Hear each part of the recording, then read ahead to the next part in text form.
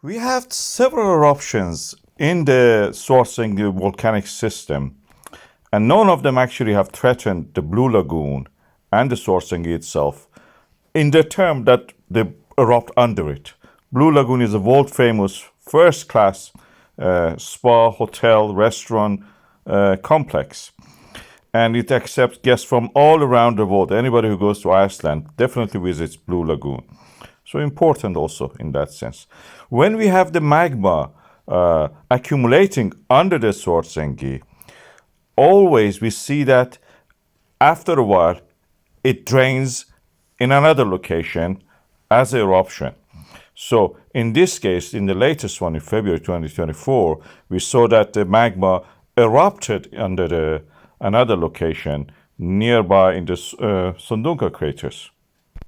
As you can see here in this diagram, the blue part shows that the drainage of the magma and the red part shows that the eruption.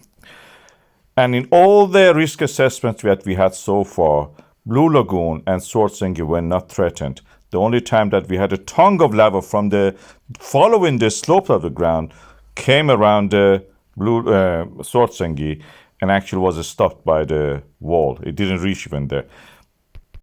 And there is a theory to actually explain this, why Blue Lagoon and Svartsengi themselves are not a victim of eruption from within that area. This theory says the storms of the earthquake, which start in that region and magma accumulation under the Svartsengi, actually compacts the cracks and the fractures and fault lines under the Svartsengi and Blue Lagoon itself, like what you see here. We have uplift and then downfall, uplift, downfall. All this uplift and downfall actually has closed down the cracks and the fractures that can actually be a pathway for the magma. Magma needs to melt the rock through the earthquakes. But this area is all the time compacted, like a compactor that we use. The earthquakes and storms of an earthquake act like a vibration plate of a compactor, practically closing the fractures, fault lines, everything that when the magma wants to rise to the surface, it stops the movement of the magma upward under the Svartsengi itself. But because the area around it has active fault lines, the ones that are open in the mid-oceanic ridge, they are not compacted and they are a pathway for the magma to rise to the surface. We look at this and you can see here also Blue Lagoon earthquakes are not actually those ones related to the rising of magma, are not actually on the Blue Lagoon or Svartsengi itself. This is the moment the dike is active and the dike wants to rise pathway.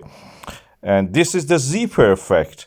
When we have the eruption, for example, in the December, then January, then February, all the time this movement of the plates creates at the edges this kind of eruptions.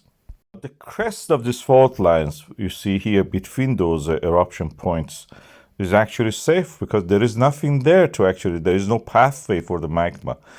The magma rises through the veins, through the cracks, upward and erupts, but not through the crest. That's the compacted part. This is again in this model you see that under Svartsengi and Blue Lagoon we have the laccolith forming.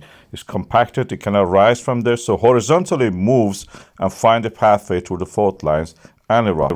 This is the pattern we have seen through the uplift data that we have from the GPS data. All the time we have seen this pattern.